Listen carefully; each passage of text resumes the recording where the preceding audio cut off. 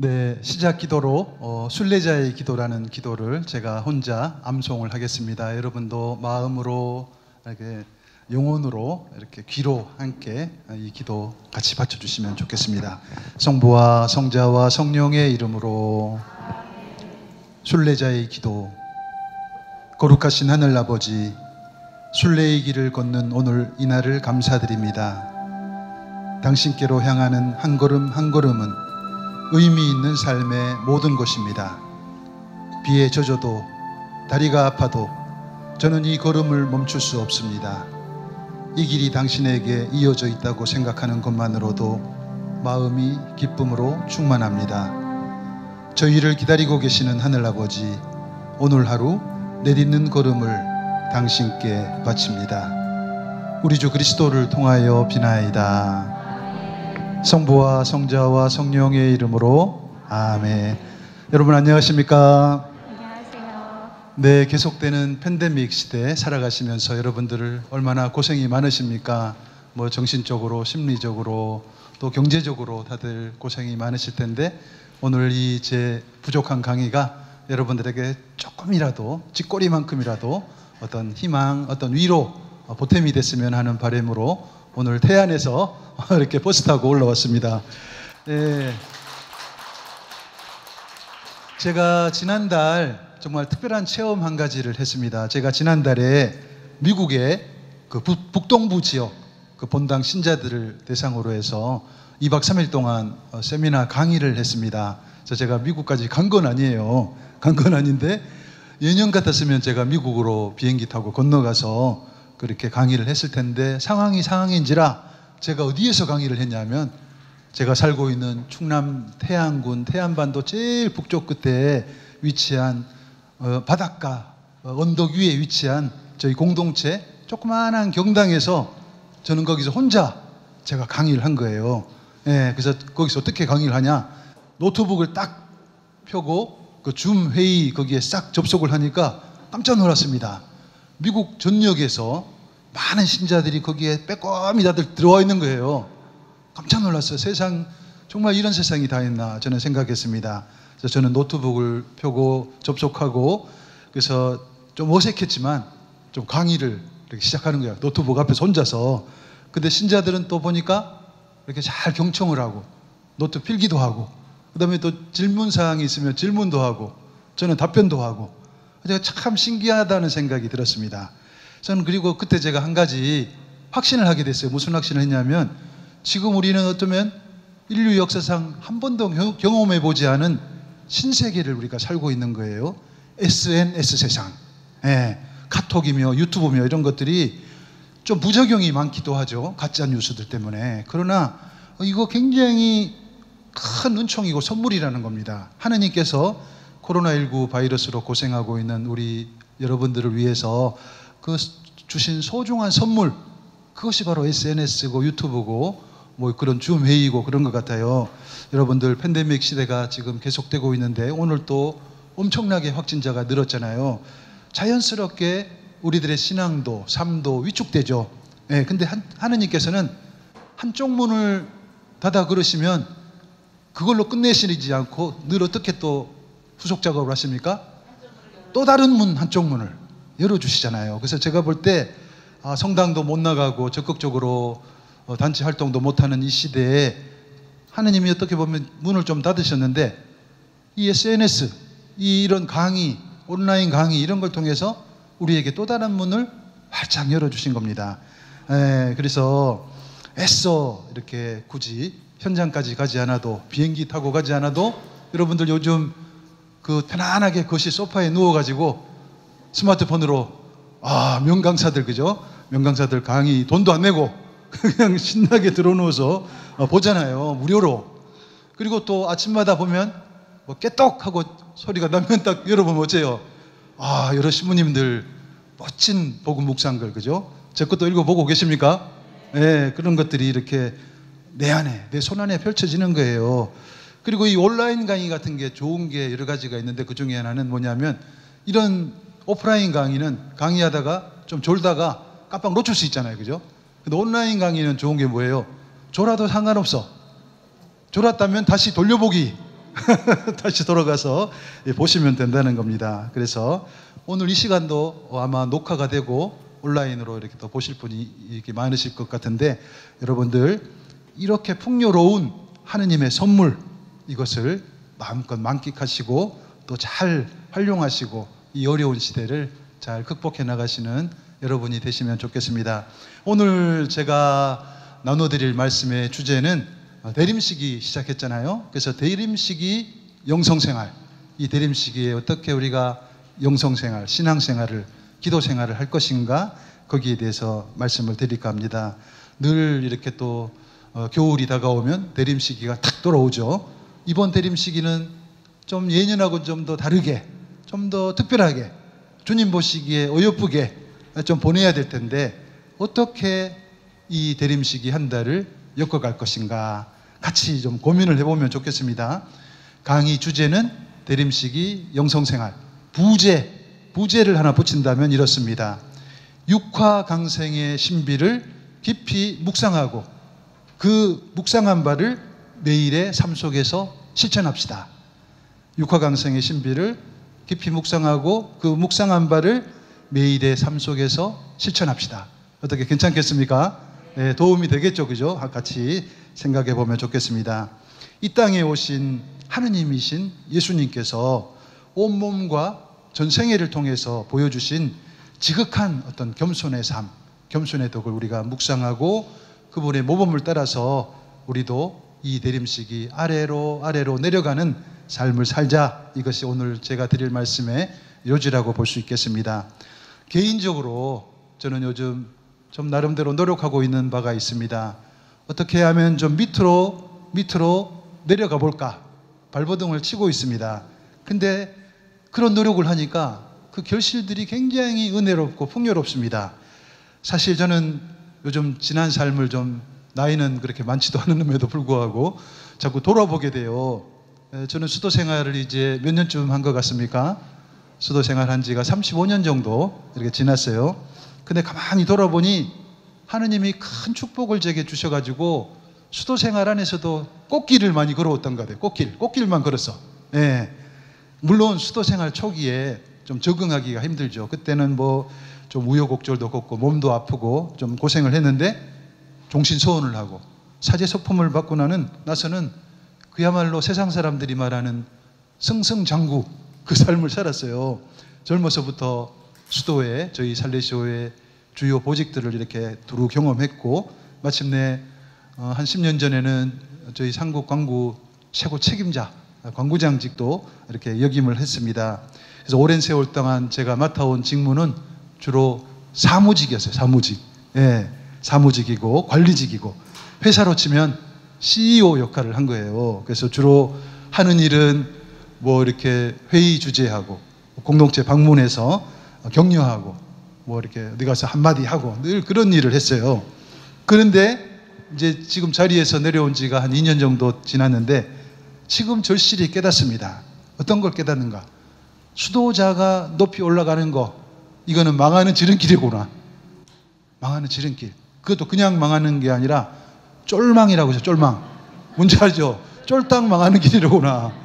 수도자가, 사제가 높은 자리에 올라가는 그것은 정말 축복된 길이기도 하겠지만 자칫 잘못하면 쫄딱 망하는 길이에요. 제가 제 삶을 통해서 여실히 느꼈습니다. 특히 그 직무의 은총을 봉사직으로 여기지 않고 과시나 굴림의 어떤 도구로 이렇게 사용한다면 정말 쫄망 중에서도 쫄딱 망하는 길이라는 겁니다.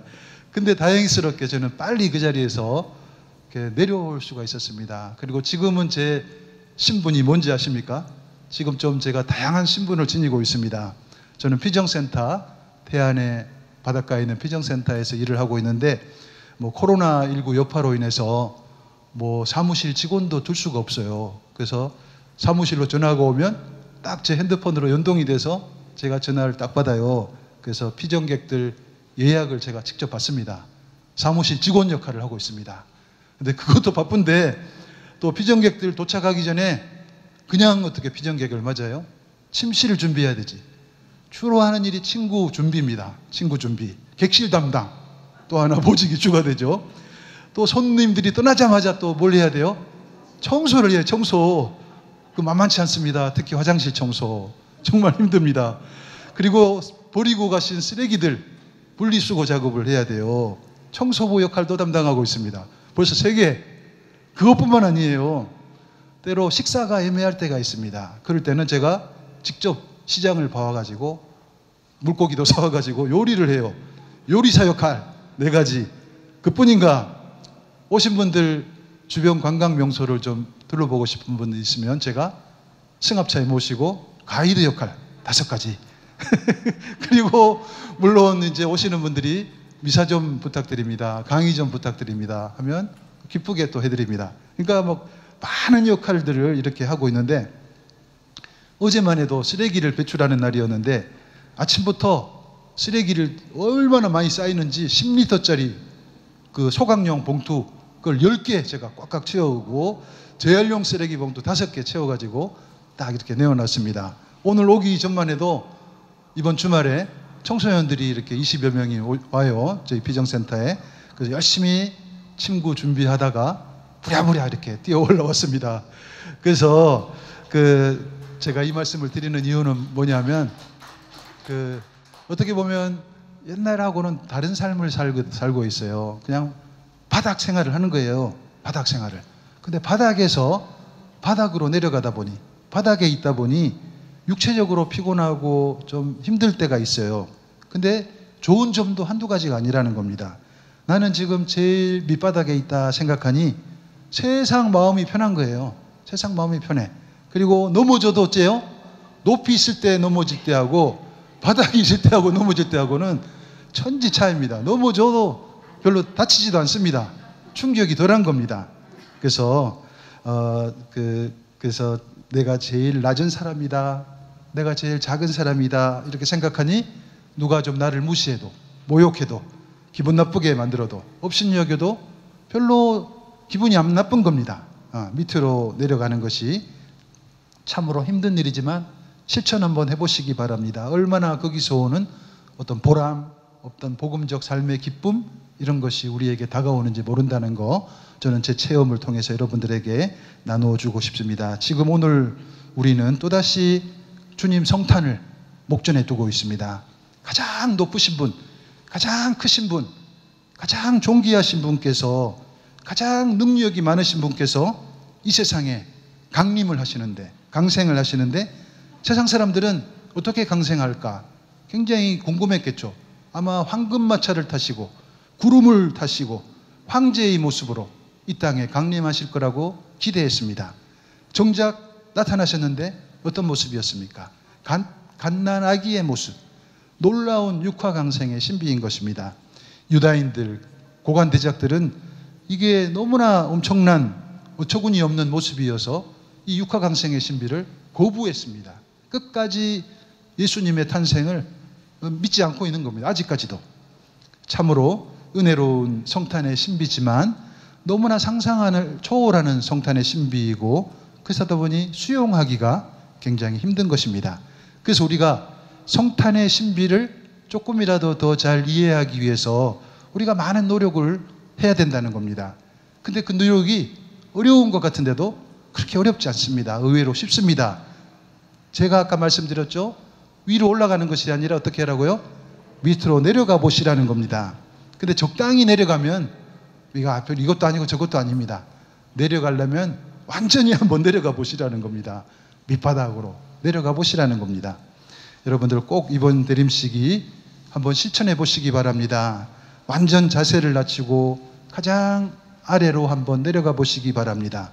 이해하기 힘들었던, 수용하기 힘들었던 아기 예수님의 그 육화강생의 신비가 손에 잡힐 듯이 여러분들에게 다가올 것입니다. 저는 확신합니다.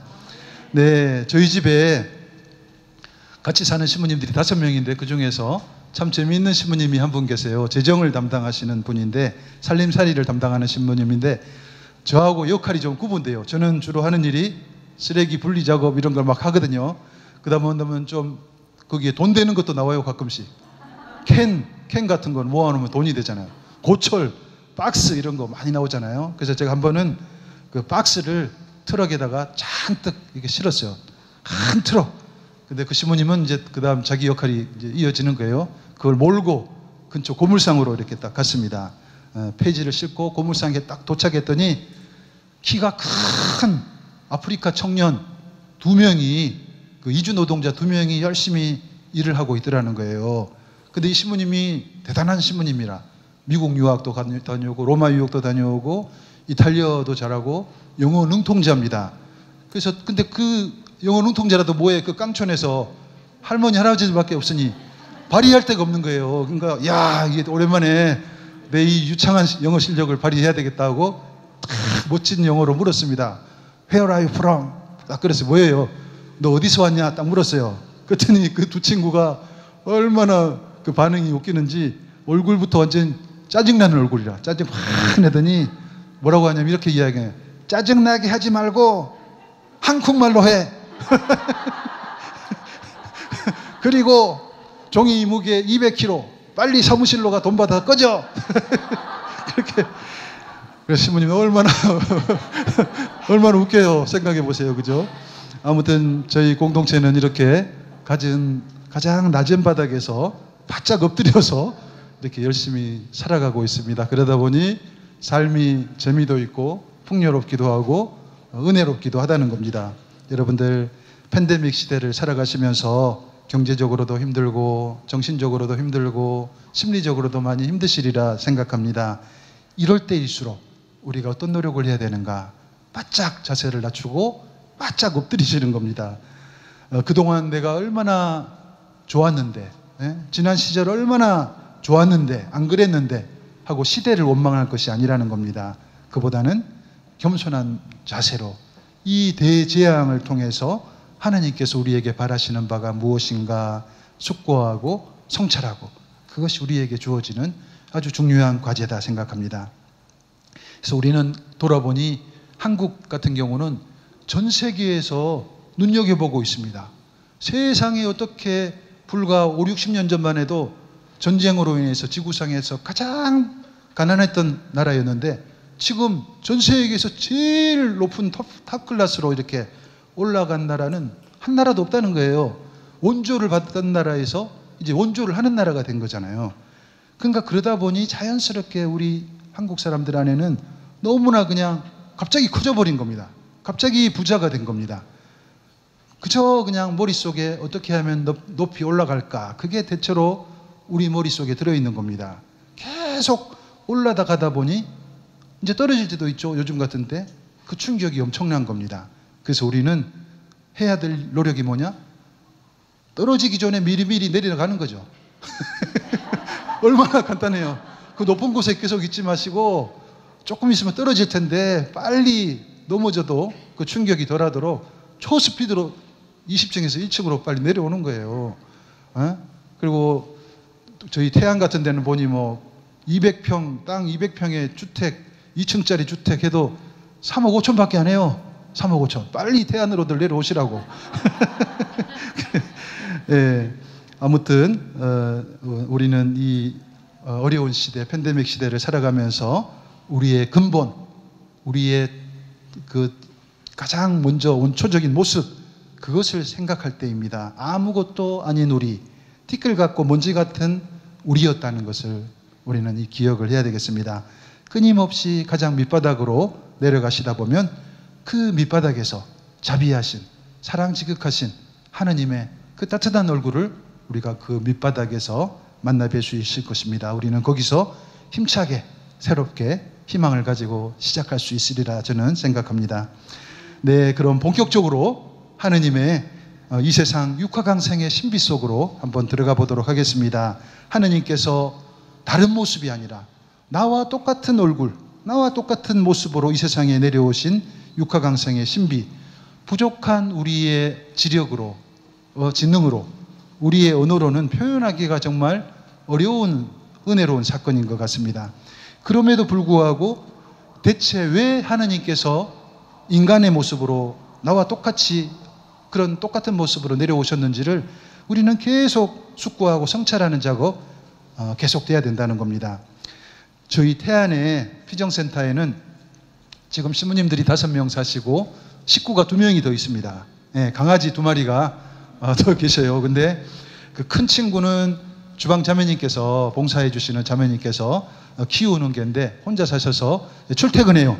아침에 승용차에 딱 모시고 딱 출근해서 주간 근무를 딱 서고 퇴근하실 때 또 같이 퇴근해요. 딱 뒤에 앉아가지고. 그러면 이제 큰 친구가 퇴근하면 작은 친구가 있어요. 바둑이라고. 바둑이가 이제 근무 교대를 하는 거예요. 이제 야간 근무를 쓰는 겁니다. 근데 이 친구가 좀 기구한 운명의 소유자입니다. 5년 전에 근처 낚시터에 어떤 사람들이 유기를 시킨 거예요. 그 혼자서 막 거기서 이렇게 떠도는 걸 저희가 데리고 왔는데 지금은 너무나 잘 적응해서 아주 근무를 잘 서고 있습니다. 근데 이 친구는 한 가지 문제를 안고 있는 거예요. 그 유기된 경험이 트라우마로 작동을 해가지고 음식도 엄청 빨리 먹어버려요. 옛날에 엄청 굶었겠죠. 그러니까 뭐 주면 막 초스피드로 먹어버리고 씹지도 않고, 또 한 가지가 밀폐된 공간 안으로 절대 안 들어오는 겁니다.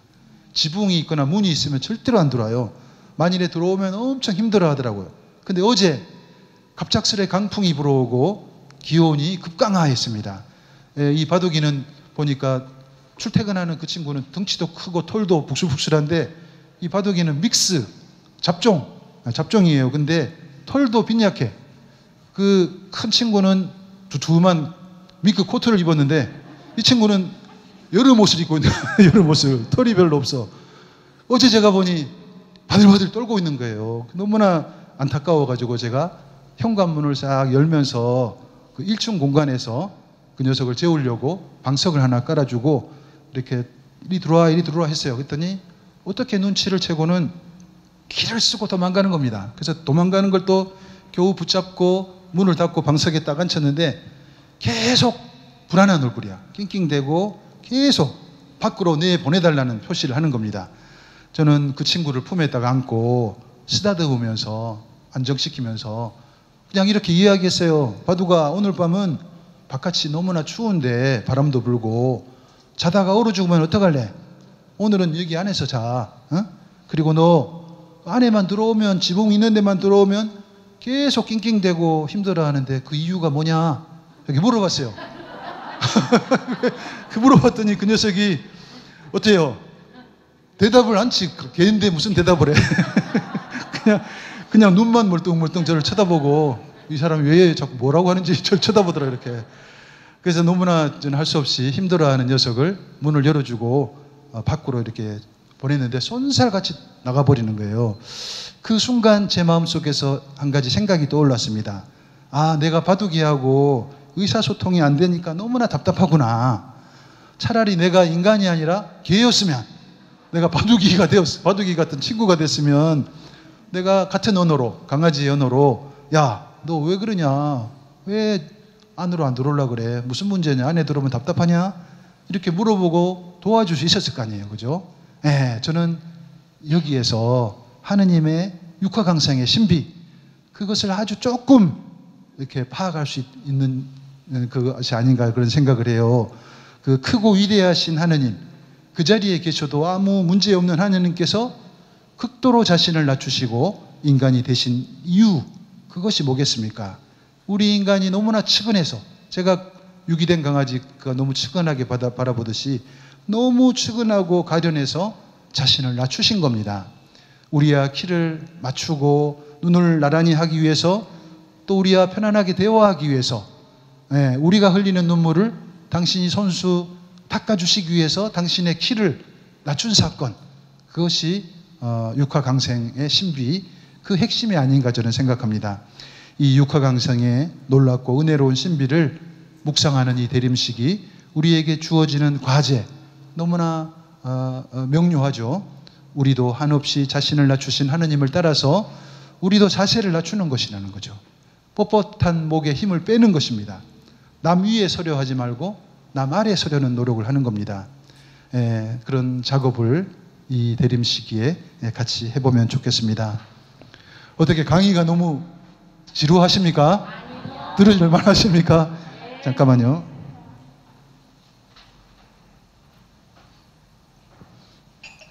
네, 성탄이 다가오면 어떤 본당이나 수도원이나 또 요즘 가정에서도 연례 영사처럼 하는 작업이 하나 있습니다. 이미 대림식이 시작하면서 성당에 딱 들어가니까 뭐가 장식되어 있죠? 대림환. 대림환이 설치가 됐고, 그 다음에 조금 지나면 이제 구유, 성탄 구유가 이렇게 또 마련될 것입니다. 그래서 집에서도 보니 그런 광경을 제가 목격했습니다. 가족들이, 아빠, 엄마, 자녀들이 둘러앉아서, 옹기종기 둘러앉아서 성탄 구유를 그 아파트 현관에다 이렇게 꾸미는 모습, 참 그 모습 생각만 해도 마음이 따뜻해지죠. 성탄 구유 만들기, 이것은 우리 자녀들에게, 어린 자녀들에게 평생 잊지 못할 아름다운 추억, 그것을 심어주는 일이고, 또 더 이상 좋을 수 없는 종교교육의 장이 될 것입니다. 성탄 구유 도대체 왜 설치할까요? 성탄 구유, 그 막 힘들고 돈도 많이 들고 누군가는 또 생고생을 해야 되는데 왜 매년 우리는 성탄 구유를 설치하는가요? 성탄 구유는 바로 다른 무엇에 앞서서 예수 그리스도의 육화강생, 탄생의 신비, 그것을 기억하라 하는 의미에서 매년 만들고 있습니다. 어두운 이 세상에 빛으로 오신 메시아 예수님의 탄생에 대해서 감사와 찬미를 드리는 어떤 그런 경축하는 그런 어떤 이벤트, 그것이 성탄 구유 만들기인 겁니다. 칠레의 유명한 시인 파울로 네루다라는 시인의 표현에 의하면 이런 표현입니다. 예수 그리스도의 탄생을 통해 우리도 진실로 태어납니다. 너무나 아름다운 표현 같습니다. 예수 그리스도의 탄생을 통해 우리도 진실로 탄생합니다. 우리의 탄생은, 진정한 의미의 탄생은 늘 예수 그리스도의 탄생과 연결 지어야 된다는 겁니다. 다시 말해서 그분의 마국간 탄생으로 인해서 우리들의 출생도 비로소 의미와 빛과 가치를 지니게 되었다는 겁니다. 아름답게 꾸며진 성탄 구유, 여러분들 본당으로 가시면 또 가정 안에서 수도원 통해서 이렇게 보실 텐데, 많은 사람들이 요즘은 성탄 구유 앞에서 감탄을 하고 즉시 뭘 꺼내죠. 스마트폰을 꺼내가지고 너나 할 것 없이 이렇게 사진을 찍습니다. 근데 그것도 좋은데 이번 대림식이 우리는 또 다른 노력을 좀 하면 좋겠습니다. 사진도 찍으시지만 아기 예수님의 마국간 탄생이 지니는 그 단순함의 가치, 작은 것의 가치, 본질적인 것의 가치, 평화로움의 가치, 기쁨의 가치, 이 사랑스러움의 가치, 그것을 깊이 한번 묵상해 보는 노력을 한번 해보시기 바랍니다. 성탄은 하느님께서 이 세상 모든 사람들을 향해서 공개적으로 당신의 얼굴을 드러내신 은혜로운 사건입니다. 참으로 고마우신 하느님의 배려로 인해서 인류 모두는 이제 단 한 명도 빠지지 않고 영원한 생명으로 초대가 된 것입니다. 이토록 헤아릴 길 없는 큰 은총 앞에서 우리가 취해야 될 태도는 너무나 이렇게 명확합니다. 기뻐하면서, 감사하면서, 행복해하면서 아기 예수님의 그 모습 앞에서 무릎을 꿇고 경배하고 감사드리고 찬미드리는 바로 그런 노력인 것입니다. 침묵 가운데 우리에게 오신 하느님의 얼굴을 오래도록 이렇게 한번 바라보시기 바랍니다. 그분을 우리 내면에 또다시 우리도 탄생시키도록 우리 영혼의 문을 활짝 여는 노력, 그것을 이번 대림 시기에 한번 해보시면 좋겠습니다. 존경하는 프란치스코 교황님께서 육화강생의 신비, 성탄의 신비와 관련해서 아주 아름다운 말씀을 우리에게 해주셨습니다. 이런 말씀입니다. 성탄을 준비하는 좋은 방법이 있습니다. 모든 사람이 할 수 있는 쉬운 방법입니다. 그것은 바로 성탄 구유 앞에서 침묵 중에 묵상하는 것입니다. 우리는 성탄의 장면을 관상하면서 아기 예수가 될 수 있습니다. 하느님의 육화강생에 대한 경이로움이 우리 안에서 다시 샘솟게 할 수 있습니다. 교황님께서 구유 앞에서 사진도 찍지만 무릎 꿇고 아기 예수님의 얼굴을 이렇게 유심히 침묵 속에 바라보라고, 관상하라고, 그리고 우리 안에, 각자 안에도 아기 예수님이 태어나도록 노력하라고 이렇게 당부하고 계십니다. 그 중세기에 아주 유명한 신비 신학자 마이스터 에카르트라는 분이 성탄과 관련해서 남긴 명언이, 불멸의 명언이 있는데 너무나 은혜롭습니다. 이런 말씀입니다. 마리아에게서처럼 우리 각자 안에서도 아기 예수의 잉태와 탄생이 이루어져야 합니다. 성모님에게만 아기 예수님이 탄생하는 것이 아니라 우리 각자 안에서도 아기 예수님이 탄생하라는 말입니다. 우리가 지금 여기 이 시대를 살아가면서 예수를 낳지 못한다면 마리아가 그때 거기에서 예수를 낳았다는 사실이 무슨 의미가 있겠습니까? 마리아의 아기 예수 잉태와 탄생은 바로 오늘 우리와 직접적인 연결이 있어야 된다는 겁니다. 우리는 모두 하느님의 어머니가 되어야 합니다. 왜냐하면 하느님은 늘 새롭게 탄생하셔야 되기 때문입니다. 그래서 우리 각자 안에도 아기 예수님이 탄생하시도록 마음을 활짝 열라는 그 당부 말씀 꼭 기억하시기 바랍니다. 저희 피정센터에 요즘 시대가 바뀌어가지고 이제 대규모 청소년들이 이렇게 오지 않아요. 그래가지고 쭉 둘러봤더니 안 쓰는 물건들이 이제 많아요. 그래서 그것을 팔기도 하고 필요한 사람들하고 나누기도 하는데 어떤 창고에 딱 갔더니 아주 좋은 2층 철제 침대들이 수두룩하게 쌓여 있는 거예요. 너무나 품질이 좋은 상태, 보관 상태가 좋은 거라. 그래서 그것을 트럭에 잔뜩 싣고 고물상에 이렇게 팔려고 가다가 마을 이장님이 떠오르는 거예요. 마을 이장님이 떠올라가지고 집에 딱 가서 이거 고추 말리는데 굉장히 좋겠다고. 고추 농사 지으니 고추 말리는데 2층 침대에 쫙 식물 깔고 얼마나 좋아요. 그랬더니 이장님이 마침 바다에 일하러 나가시고 안 계시는 거예요. 자매님 계시는데 베트남에서 오신 이주 결혼 자매님입니다. 근데 치매 걸린 시어머님도 잘 모시고 아들 하나 딸 낳아가지고 양육도 잘하는 모범생 이주민, 결혼 이주민이세요. 근데 제가 이래저래 해서 철제 침대를 가져왔다, 열쇠들을 가져왔다 그랬더니 좀 고민을 잠깐 하시다가 그 자매님께서 아주 현명하더라고요. 즉시 폰으로 그 철제 침대를 사진을 딱 찍어요. 그리고 그 찍은 사진을 누구에게 보내? 남편에게 딱 보내는 거예요. 그리고 이 신부님이 이거 갖고 오셨는데 어떻게 내려놓으라 할까요? 이렇게 딱 신랑이 확인해 보더니 얼굴이 환해지면서 이게 웬 떡이냐, 빨리 내려놓으라고. 그래가지고 제가 거기다 내려놨어요. 근데 얼마나 보세요, 보기가 아름다운 모습이죠. 그냥 독단적으로 괜히 그 자매님이 내리세요 했다가 나중에 신랑 기분을 상하게 해드릴 수도 있다는 거죠. 근데 부인께서 아주 예의 바르게 정중하게 신랑의 의견을 먼저 물어보는 거예요. 얼마나 보기 좋은 모습입니까? 바로 그런 모습이 우리 가정 안에 이 성탄 준비하는 이 시기에 필요한 겁니다.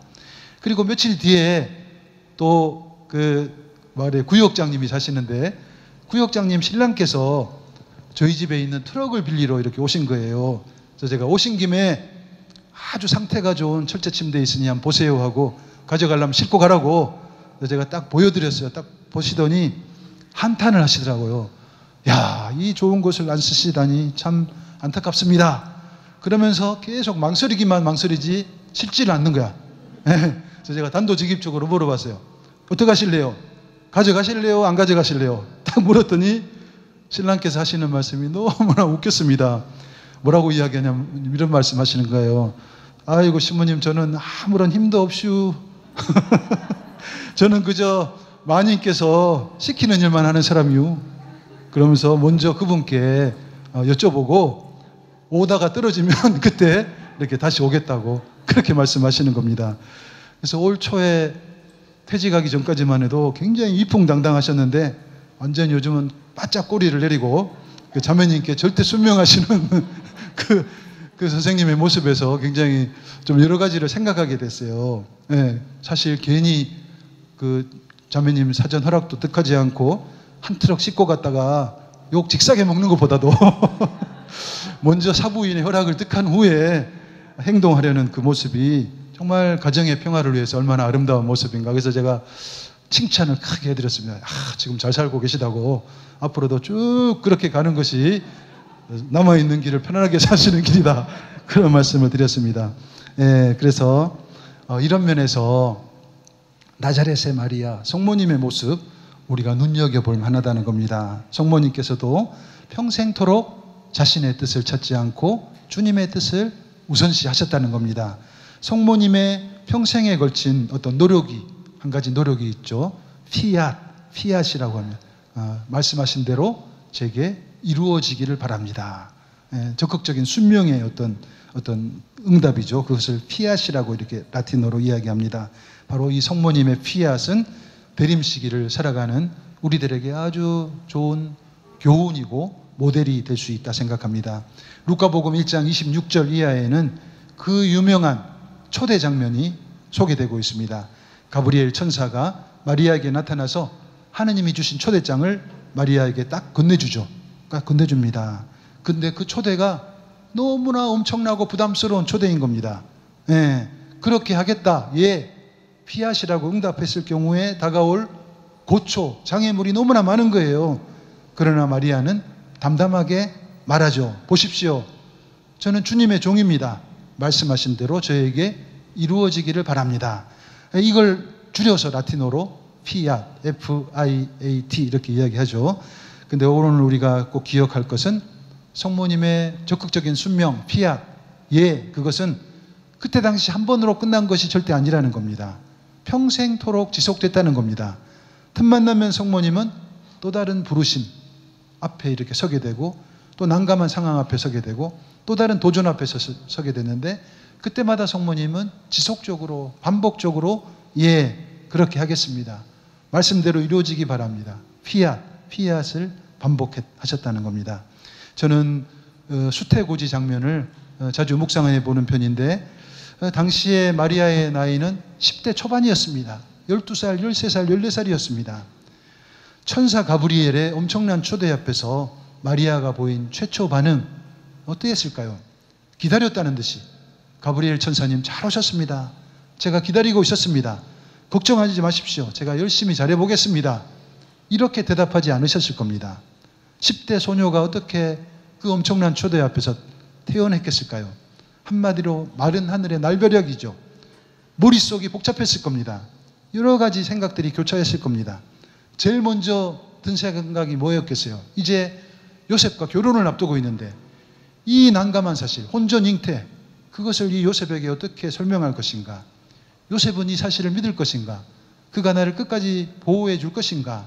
혹시라도 요셉이 기분 나빠가지고 이것을 불어버릴 경우 내 인생은 여기서 끝나는데, 돌에 맞아 죽는데 어떻게 요셉이 나를 생각할까? 또 부모님은 나를 또 어떻게 생각할까? 천사의 제안을 수락할 경우, 예라고 대답했을 경우 앞으로 펼쳐질 상황은 정말 난감한 상황이었던 겁니다. 그리고 점점 배가 불러올 텐데 그 나자렛의 우물가에 모인 아낙네들, 그 입방아, 뒷담화, 그거 어떻게 견뎌낼 수 있겠는가?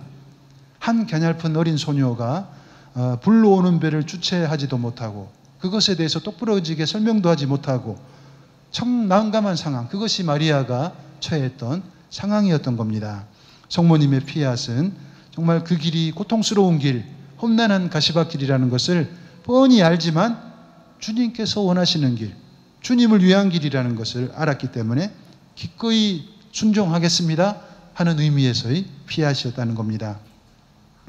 끊임없는 성모님의 피앗, 평생에 걸친 피앗의 결과 마리아는 하느님께서 거처하시는 성전이 되고 새로운 도읍 예루살렘이 되고 이제 마리아는 자신 안에 메시아가 끊임없이 살아계시는 계약의 교회가 되신 것입니다. 요한 바오로 2세 교황님께서는 성모님께 대해서 이렇게 말씀을 하셨습니다. 성모님은 예수 그리스도의 거울 같은 분이십니다. 성모님의 얼굴은 하느님의 구원 업적을 가장 맑고 투명하게 반영하는 거울입니다. 그래서 따지고 보니 성모님의 생애는 철저하게도 하향성의 생애였다. 우리 보통 사람들은 상향성, 위만 보고 자꾸 올라가려고 하는데 성모님은 끝없이 내려오려는 생애였습니다. 계속해서 아래로 내려오는 여정을 걸으셨다는 겁니다. 늘 겸손한 태도로 하느님을 위에 두고 자신은 밑에 내려서고 요셉과 예수님을 위에 두고 자신은 밑에 서고 하느님께서는 이토록 겸손하신 성모님, 그분에게 하늘의 어머니, 교회의 어머니라는 영예로운 칭호를 선물로 주신 겁니다. 제가 이 내려가는 성모님에 대해서 묵상하면서, 겸손하신 성모님에 대해서 묵상하면서 저도 요즘 낮은 곳에서 이렇게 살다 보니 참 은혜로운 일이 참 많은 것 같습니다. 위에 있을 때는 그 뭐 죽었다 깨어나도 모를 그런 것들을 알게 되는 거예요. 세상을 또 좀 더 폭넓게 바라볼 수 있는 은총도 주어집니다. 보통의 세상 사람들이 겪는 다양한 고뇌, 희로애락을 보다 잘 이해할 수 있게 되는 겁니다. 저는 요즘 청소 노동자로 살다 보니 청소 노동자들이 겪는 삶이 얼마나 힘들기도 하지만 이게 보배로운 것이고 가치로운 것인가, 그것도 또 깨닫고 있습니다. 만일에 한 대학병원에서 한 삼성 큰 빌딩에서 청소부들이 다 단합해서 한 일주일 안 나갔다고 생각해 보세요. 큰 난리가 날 겁니다. 서울시 청소 노동자들이 한 일주일만 파업을 했다 생각해 보세요. 도시 전체가 마비가 될 것입니다. 예. 그래서 그런 것들, 그분들의 어떤 고뇌, 어떤 슬픔, 현실, 이런 것도 알게 되니 얼마나 은혜로운지 모르겠습니다. 지난달에 피정객들을 싣고 저희 피정센터에 관광버스가 한 대 오랜만에 이렇게 도착했어요. 근데 예기치 않았던 작은 일이 하나 발생했습니다. 원래 계획대로라면 관광버스 기사님이 피정객들만 저희 집에 딱 내려주고 기사님은 서울로 올라갔다가 사흘 뒤에 피정 끝나면 다시 모시러 오기로 계약을 했는데, 근데 갑자기 기사님이 도착하자마자 뭐라 하시냐면 요즘 너무 상황이 안 좋아서 서울로 못 가겠다는 거예요. 갔다 오면 기름값도 안 나온다, 적자다, 그러는 거예요. 저도 근데 관광 가이드 겸 승합차 기사를 하고 있잖아요. 그러다 보니 즉시 상황 파악이 되는 겁니다. 제가 그래서 즉시 난감한 상황 앞에서 그랬어요. 기사님 아무 걱정하지 마세요. 아무 문제 없습니다. 저희 집에 방이 수두룩하니까 아무 걱정하지 마세요. 제가 특실 VVIP 방 하나 내어드릴 테니 피정객들 피정하시는 동안 거기서 편안하게 묵으시고 휴가 좀 하세요, 휴가. 그리고 저는 2박 3일 내내 기사님이 편안하게 지낼 수 있도록 배려를 해드렸습니다. 식사 때마다 기사님 식사로 오세요 하고 같이 밥을 먹었습니다. 또 좋은 안주거리가 나오면 딱 보니 관상을 보니 술을 좀 하시겠더라고요. 소주 맥주 탁 말아서 계속 드리고, 그랬더니 하루는 기사님이 눈물을 글썽거리면서 하시는 말씀이 자기 평생 태어나서 이런 멋진 휴가는 처음이었다고 그렇게 이야기하시는 거예요. 그러면서 슬슬 자신의 이야기를 털어놓는 겁니다. 예, 자기 부인도 사실 세례를 받았는데 사는 게 힘들다 보니 성당 안 나간 지 오래됐다. 그래서 어디로 나가야 될지 어떻게 해야 될지 몰라 망설이고 있다. 그래서 사시는 데 근처 본당 사무실로 제가 연결을 시켜드렸습니다. 그리고 헤어질 때 저는 또 진심으로 기사님에게 그런 말씀을 드렸습니다. 앞으로 심이 필요하면 언제든지 놀러 오세요. 가족들하고도 같이 오십시오. 예, 이렇게 한번 좋은 인연 맺었으니 잘 이용하시기 바랍니다. 그리고 연세 드실수록 신앙보다 좋은 것이 없습니다. 예, 집에 돌아가시면 자매님께 꼭 안부 전해주시고 함께 신앙생활 꼭 하시기 바랍니다. 그리고 필요한 일 있으면 언제든지 연락 주십시오. 딱 그랬어요. 기사님이 몇 번이고 감사하다고 인사하면서 2박 3일이 자기 평생에 잊지 못할 뜻밖의 선물이었다. 선물 중에서도 뜻밖의 선물, 보너스도 갑자기 주는 보너스가 더 기쁘잖아요. 뜻밖의 보너스였다고 그런 말씀하시면서 꼭 성당에 나가겠다고 그렇게 이야기를 하셨습니다. 제가 이 말씀을 드리는 이유가 뭐냐면 우리는 스쳐 지나가는 작은 인연들 쉽게 소홀히 하고 별거 아니라고 생각합니다. 근데 가만히 생각하니 그 너무나 소중한 것이에요. 별거 아닌 것이 아니라는 겁니다. 중요한 것이라는 겁니다.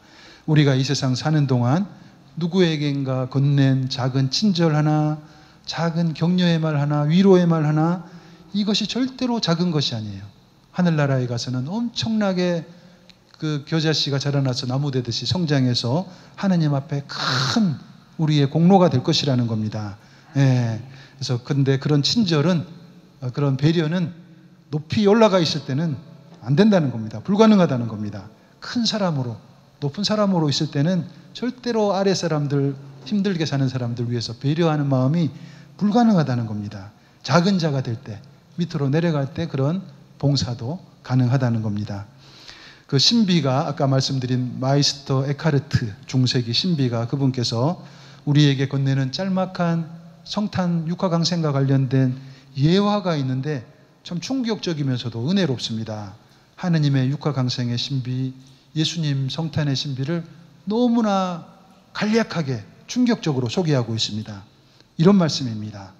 한 금술 좋은 부부가 있었습니다. 어느 날 아내가 큰 사고를 당해서 한쪽 눈을 잃고 말았습니다. 한쪽 눈을 잃고 말고 크게 슬퍼했습니다. 남편이 부인에게 하루는 물었습니다. 여보, 이제 그만 슬퍼하라고 해도 왜 계속 그렇게 슬퍼하오? 아내가 대답했습니다. 여보, 내가 슬퍼하는 것은 눈 하나를 잃었기 때문이 아니라 그것 때문에 당신이 나를 덜 사랑할 것 같기 때문이랍니다. 내가 이렇게 눈 하나 잃었으니 추한 모습 때문에 당신이 나를 사랑하지 않을 것, 그걸 걱정하는 겁니다. 그러자 남편이 단호하게 말했습니다. 여보, 나는 아무렇지도 않소. 그럼에도 불구하고 나는 당신을 사랑하오. 아, 멋진 남편이죠, 그죠?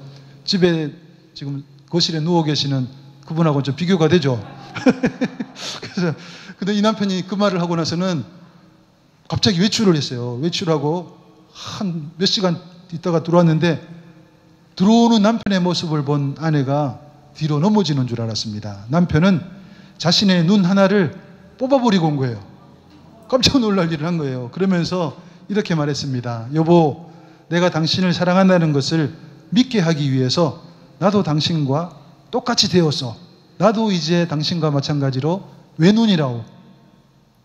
좀 충격적인 예화이기는 하지만 하느님의 육화강생의 신비를 잘 설명하는 예화라고 저는 생각합니다. 우리 인간에 대한 극진한 사랑 때문에 스스로를 낮추시고 우리와 똑같은 인간이 되신 하느님의 애틋한 마음, 그것을 느낄 수 있는 예화라고 생각합니다. 예수님 시대 사람들은 각자 나름대로 강생하실 예수님의 모습을 이렇게 꿈꿨죠. 황금색 도포를 걸치고 늠름한 풍채, 구세주께서 구름을 타고 멋있게 지상으로 이렇게 내려오실 거로 기대했습니다. 죄와 우상 숭배로 타락한 이 세상을 한 방에 싹 쓸어버릴 전지전능하신 해결사의 역할도 기대했습니다. 그것도 아니라면 지혜와 경륜으로 충만한 현자의 모습으로 내려오시리라 생각했습니다. 근데 정작 이 땅에 내려오신 강생하신 예수님의 하느님의 모습은 어땠습니까? 너무나 약한 모습, 너무나 가련한 모습, 불쌍한 모습. 어떻게 이럴 수가 있는가? 크고 대단한 모습으로 내려와야 될 구세주께서 이 아기의 갓난아기의 모습으로 내려오다니. 그래서 많은 사람들은 그 예수님의 육화강생을 신비를 믿지 않은 겁니다. 우리는 누군가를 극진히 사랑하고 존경한다면 또 어떻게 하겠어요? 그를 닮기 위해서 노력하죠. 내가 누군가를 정말 좋아하면 그의 옷을 어떻게 입으면 나도 딱 따라 입고 싶고, 말투가 어떤지, 걸음걸이가 어떤지 따라하고 싶어 하거든요. 행동 양식, 사고방식, 옷차림, 말투, 그의 삶 전체를 내 롤 모델로 삼고 따라하려고 해요. 그렇다면 하느님께서 대단한 모습으로 이 땅에 내려오지 않으시고 우리와 똑같은 모습으로 내려오신 이유는 너무나 명료한 것입니다. 우리 인간을 너무나 사랑하신 나머지, 우리를 너무나 아끼고 좋아하신 나머지 우리와 똑같은 모습을 이렇게 몸에 안고 이 땅에 오신 겁니다. 여러분들, 이제 막 아장아장 걷기 시작하는 한 살박이 손주 손녀들, 정말로 사랑하는 그 할아버지가 있다고 생각해 보세요. 어떻겠어요? 할아버지는 불편하더라도 당신의 키를 완전히 낮춰가지고 쭈그리고 앉아서 그 아기하고 얼굴을 마주치잖아요. 할아버지들 다 그렇게 하시죠? 마찬가지로 하느님께서도 당신이 사랑하시는 우리 인간들 얼굴을 마주하려고 당신의 큰 키를 낮추신 겁니다. 결국 아기 예수님의 탄생을 한마디로 요약한다면 하느님의 놀라운 겸손, 바로 이것입니다. 하느님의 놀라운 겸손. 하느님께서 너무 대단한 모습으로 강생하시면 사람들이 놀라서 도망갈까봐, 그래서 당신의 극진한 사랑을 보여주기가 힘들까봐 하느님께서 우리와 똑같은 모습을 취하신 겁니다. 하느님의 우리 인간 각자를 향한 그 사랑은 너무나 커서 한없는 사랑, 바보 같은 사랑, 어처구니 없는 사랑, 그 사랑이라고 저는 생각합니다. 그 사랑의 발로가 아기 예수님의 탄생이라는 겁니다. 아기 예수님의 탄생은 더 간단히 한마디로 말하자면 이렇습니다. 키가 2000m나 되시는 하나님께서 170cm 키로 낮추신 신비의 사건. 낮춤의 이유는 우리와 나란히 걸어가기 위해서, 우리의 십자가를 져주시기 위해서, 우리가 이 세상 살아가면서 겪고 있는 가진 고통과 슬픔을 함께 나누기 위해서 결국 죽음과 생명조차도 우리와 나누기 위해서 이 땅에 우리와 똑같은 모습으로 내려오셨다는 겁니다. 결국 하느님께서 이 땅에 인간으로 내려오신 이유는 우리 인간을 위한 따뜻한 위로와 동행을 건네기 위해서라는 거, 우리가 각자 마음에 품고 이렇게 살아가면 좋겠습니다. 강의를 마무리하면서 한 가지만 말씀만 더 드린다면, 저희 공동체에 5명 신부님이 사는데 뭐 할 일은 태산이고 엄청 넓고, 그래서 각자 다 역할을 이렇게 부여하는데 80이 넘은 할아버지도 예외가 없어요. 얄짤 없습니다. 그 신부님에게 제가 전례 담당자로 임명했어요. 그러니까 그 할아버지가 맨날 새벽에 일어나서 미사 준비하시고 막 이렇게 초도 깎고 막 그렇게 하십니다. 그리고 또 본인 일도 잘 하시길래 또 임무를 드렸습니다. 어떤 임무를 드렸냐면 손님들이 오면 삼겹살 파티를 하는데 화부로 또 임명했습니다. 그랬더니 열심히 나무도 해오시고 삼겹살 피울 장작도 이렇게 불도 붙이시고 열심히 이렇게 활동을 하세요. 근데 갑자기 며칠 전에 대림식이 시작하기 전에 저한테 와오셔가지고 걱정하시는 거예요. 뭐라고? 이제 대림식이가 내일인데 대리만 이거 어떡할 거냐고. 대리만 그러더라고요. 그래서 제가 말씀이 떨어지자마자 저는 즉시 여기저기 창고를 뒤져보니 초가 얼마나 큰지, 긴 초가, 색깔이 4개인 초가, 사람 키만한 초가 있더라고요. 어디 창고 안에 깊숙하게. 그래서 그것을 갖고 와가지고 쇠톱으로 막 자르고 다듬고 해가지고 대성당에 4개, 소성당에 4개 이렇게 딱 설치를 하고 이렇게 장식을 좀 했어요. 그래서 신부님 오세요, 보세요. 그랬더니 얼굴이 환해지셨습니다. 네, 안심을 하셨습니다. 그래서 그동안에 이런 대림환 장식, 성탄 장식은 뭐 초기 양성기에 있는 형제들이나 어떤 평신도 자매님들이 하시는 역할이라고 했는데, 뭐 시골이다 보니 어째요. 제가 직접 다 하죠. 열심히 초를 자르고 깎으면서 제 머릿속에 어떤 생각이 떠올랐습니다. 이번 대림식이 어떻게 살아가야 되겠는가. 초를 깎는 마음으로 한번 살아보자. 그 결심을 했습니다. 나를 깎는 마음으로 살아보자. 네. 하늘을 찌르는 교만을 깎고, 나태함을 깎아내리고, 게으름을 깎아내리고, 하느님께 대한 불신, 불충실한 나의 그런 모습들을 깎아내리면서 이렇게 이번 한 달 대림절을 살아봐야 되겠다. 그런 결심을 했습니다. 참으로 은혜로운 대림시기입니다. 대림시기는 옛날에는 그런 흔적이 좀 있었어요. 가슴을 치고 속죄하고 눈물 흘리고 보속하고 그런 건데, 요즘은 좀 그런 것보다는 큰 기쁨을 기다리는 어떤 설레임의 시기. 그래서 큰 잔치 잘 차려진 음식을 좀 맛있게 먹기 위해서는 어떻게 돼요? 조금 덜 먹는 게 필요하잖아요. 그런 시기예요. 큰 잔치를 준비하는 좀 이렇게 기다림의 시기, 설레임의 시기, 그런 시기거든요. 이 은혜로운 대림 시기를 준비하면서 나를 높이 쌓아 올리기보다는 깎는 작업, 그것을 한번 같이 해보면 좋겠습니다. 그런 노력 통해서 우리가 오시는 주님을 기쁘게 맞이하고 그분께서 주시는 큰 은총, 축복 마음껏 만끽하시고 또 누리시는 그런 대림식이 되면 좋겠습니다. 영광이 성부와 성자와 성령께, 성부와 성자와 성령의 이름으로 아멘.